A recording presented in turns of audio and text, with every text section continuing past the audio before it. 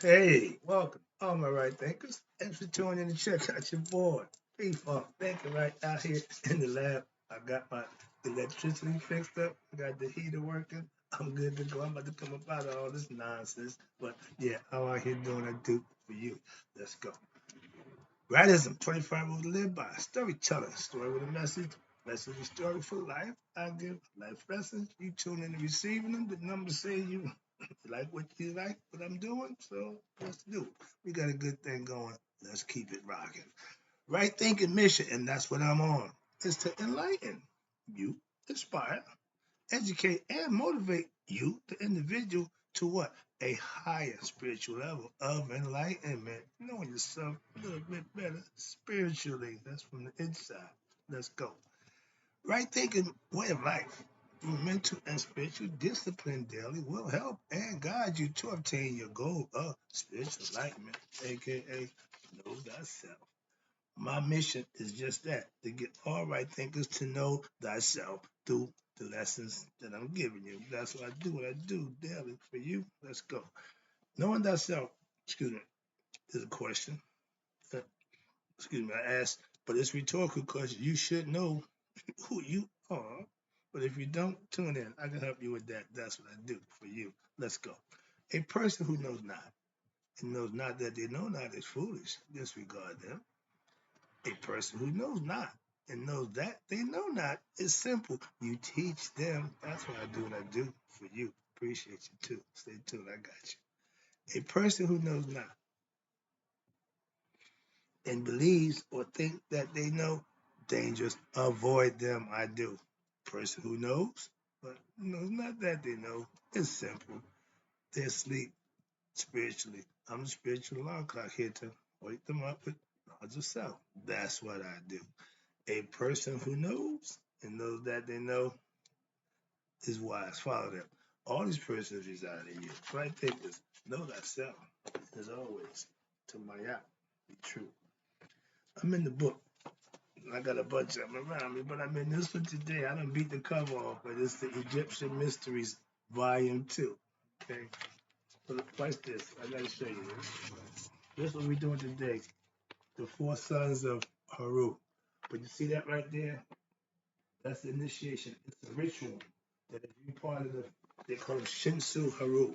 If you're a follower of that concept, like your right thinking philosophy follower, your right thinker, you following Haru, you follow your Shimsu. Shimsu means to follow. Okay, let's talk about this. The title is Right Thinkers. Let's talk about the four sons of Haru and the four protection goddesses.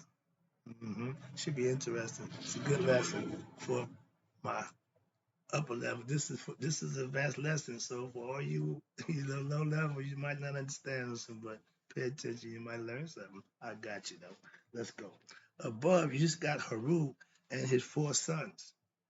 Okay, they all coming up, who are all armed with knives. You saw that, right? They stand before Asar and Asar Hapi, which is Serapis bull form of Asar. You see the guy with the horns on his head. Now these are all masks. This is a ritual. Everybody come up. It's the guy with the set mask on, and he getting stuff. So they taking set out. That's the concept. So they getting them good. So what's this? And they are representing what? The defeated body of Set. Here represented as a man with the head of the Set animal, one of a kind, unique kind of animal, aardvark, look like an alligator, whatever. But the four gods are identified with four gods who do battle against who? Evil of Set. Those the sons of Heru. Now they got a vinaigrette down the mother picture where you got the four of them sitting down.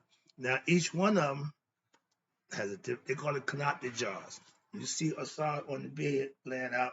You see you got four jars, and the four jars got different heads on them.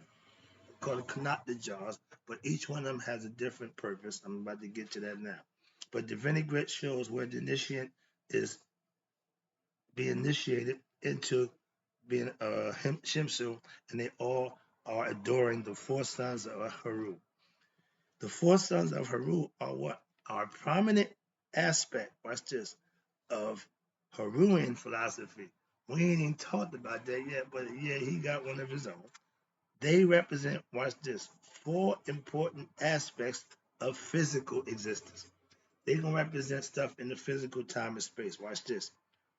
That's when harness becomes what a formidable and a overwhelming power to what overcome the viscosities of life, especially when confronting the vices of the ego within. When you have intestinal fortitude, when you got the inside goodness inside you, it's going to supersede what the vices of the ego. When you can't control your vices, your stuff that's addictable, that's not good for you, you're going to have fetters. You're going to have problems. You're going to struggle through life. You're going to suffer. Why? Because with spiritual discipline and self-discipline will fight off those desires to overcome you. And if you don't have that in the inside you, it's hard. So watch this. And now the following passages from the Pert M. Heru text will provide insights into what the nature of the sons of Heru and their position in what relations to him and the aspirant, which is right there, because in the course of your struggle for what spiritual evolution and liberation from who set your ego consciousness. They knew who the ego was. They identified with him, and they got him pegged down to the exact. Now y'all call him the devil. He's always busy. He's going to and fro. Yeah, he's inside you. He ain't going nowhere. They showed you the two-headed. So the devil is inside you, and you become the devil once you go against what opposition to God. These are all God-fearing men. So they in opposition, not in opposition with God. They're with God. Okay, watch this. They against evil. They're in opposition to evil. This is why they got a problem with the ego. To them, it's evil. Watch this though. The four sons of Heru are support and protect the divinities. Yeah, what they support and what they protect. Good question. I'm gonna answer it. I got you. You horses, pump your brakes. And the fact that you're here listening to this, I appreciate you. So let me just give it to you right quick. They assist in what? In promoting health, because they run the organs. Gave it away already. They promote health and what? Stamina of the body and what? Mind. For what? The struggle against the forces of chaos. Remember, Set represents chaos. Egoistic ways, no order, just chaos, unrighteousness, and decay. Nothing good. Understand that. So if you're represented by that concept, you're going to do destructive things. Okay? But watch this. The sons of Heru, at the time of death, their organs presided over by each divinity, which placed in a jar, and the jars were kept in the chest for what? Safekeeping. The four sons of Heru also represent the four directions of the compass, i.e., the physical existence. These just hold the insides of the person. First, start out with Mseti. Mseti is the human-headed jar, a man head on the jar, and it was this. Mseti is the protector of the liver. They take the liver out, polish it up, clean it up, and put it in their jar with the head of Imseti on. Watch this. He is represented anthropomorphically. How? With a human head, whereas the other sons are represented zoomorphically. You'll understand that as we go. Imseti represents the south direction. In Egypt, south is up there, north is down there. Okay. Well, they got it backwards because the river, the Nile, flows from north to south. It goes up. That's what they say. It comes down from south to north. But yeah, they claim it's backwards. I ain't going there. But next one is you got Happy. Hapi. This is how you spell his name. And he's the protector of what? The lungs.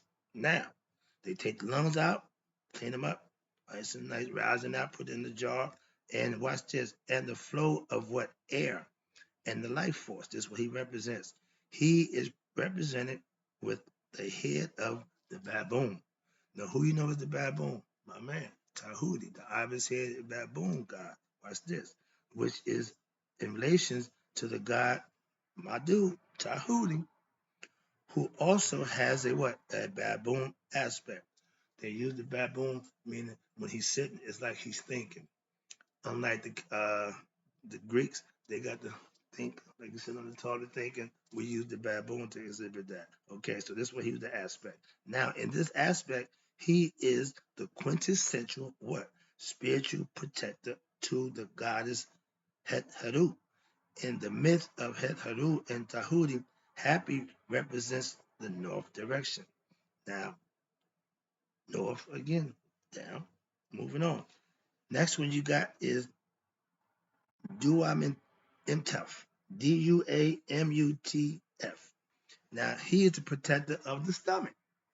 These are all internal organs of the body. When you die, they take it, clean them up, purify them, put them in these canoptic jars. So it goes with the mummified body. It's just not in the body, it's underneath, some separate containers. All right, watch this. Now, he represents he protector of the stomach. He is presented with the head of a jackal, which is Anubis, the embalmer, which is in relation to the god Anubis, the divinity of right reasoning, discernment. The Wematoph represents the west direction. Remember, Anubis is the discernment man. They said adopters, they can't operate on family members and friends because whatever. But no, Anubis embalmed his father. He didn't care. This is what I do. Because my father, it's a dead body. I'm doing what I got to do with it. So he wasn't caught up in that. So that's something that we created. And the last one is kept sin enough. Kept sin enough. And it's spelled Kebsenuf. And he's the protector of the intestines. He is he is presented by what? The head of the falcon. Who got the falcon head?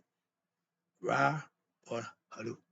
One has the sun disk, one wears the crown. Okay. And which is what? In relationship with the God, my man, Haru. The divinity of irresistible force, meaning he can't be stopped, and spiritual redemption, who what? Tirelessly persists onward to success. Your spirit is what drives you. And in the same way, Kepsinov promotes stamina and strength through efficient assimilation. Kepsimonov represents also the east direction where the sun rises. So every one of these guys represents a different direction, a different reason and purpose, but it's all internal organs. And it says here, oh, I got a little more time. I got some more. I'm almost done. The four sons of Heru are identified with what? The souls of Pa, P-E, pronounced P-E-P, and Nekhin, Nekhen, Nekhen, followers of what? Heru. They are also identified with the cardinal points in the circular movement. Imseti, west facing south. Happy in the east facing north. They face in opposite directions. Dumatov, north facing west. And Kapsunov, south facing east. The text of Pappy 1, the pyramid text, watch this. It states that a spiritual, aka right thinker, is to become one one of the four gods, in essence, a son of Haru. Pick one that resonates with you, study it, understand it, and emulate it. You'll see how that works. Now, in the Per Im Haru text, there are references to what? To the Shimsus, which is followers of Haru. The four sons of Heru are recognized as the foremost Shemsu Heru in the dynastic period and were the most widely recorded iconographically, but they are associated with what? Another group. That group is composed of what? Four plus another three. Together they are known as the seven sages. The followers of Heru are also associated with the Shibatu, Shebtiu, and that's recognized as the builder gods, divinities who assist in what? Building temples. So they were keepers of the traditions of the temple and upholders of the ancient traditions for what? Future generations. This is all ancient knowledge I retrieved, learned over the years, passed down. So we know it's old, but guess what? It still works today. I'm proving that for myself. Right quick, let me wrap this up. Now, the following passage from in Heru chapter 4, the wisdom of who? The secret identity of the God and goddesses provide further insight into what? The nature of the sons of Heru and the identity of other lesser known divinities. I'm going to go on over here. Do I want to read that? No, go over here. How much time I got left? Nope. I'm going to take it on down and bring it over here. You got the four, what they call protection goddesses. Now, who are they? Right quick. The four sons of Heru are complemented by what? The four goddesses. The goddesses are that. You know who that is? And you got Aset, you know who she is? Then you got Net, and you got Serquet. You might not know them by name, but I'm showing to you right quick. Okay? Four protected gods. Now they got titles, and they got that title for a reason. Let me break it down for you right quick. You got the sons Heru, who protects the liver. That's Imseti. That's the man-headed one. He represents Aset. Well, she represents him counterproductive wise. Now they complement each other. Then you got Happy. He's represented by Nebet, which is Aset's twin sister. Then you got Duendorf, who represented by Net. Net is the lady you see with the bow and arrow. She's the original bullseye. When she pulled that arrow back, it's going to hit this mark. Your boy, you got Cupid pattern after her also. She's a protector goddess. She's a warrior goddess. And she's male, neither male or female. Or male and female, how you want to do it. So she's androgynous. Okay. Last one, Kepsinov is Serket. She's the scorpion queen. You see it in the female form. Usually you see it in the body of a scorpion with the head of a woman.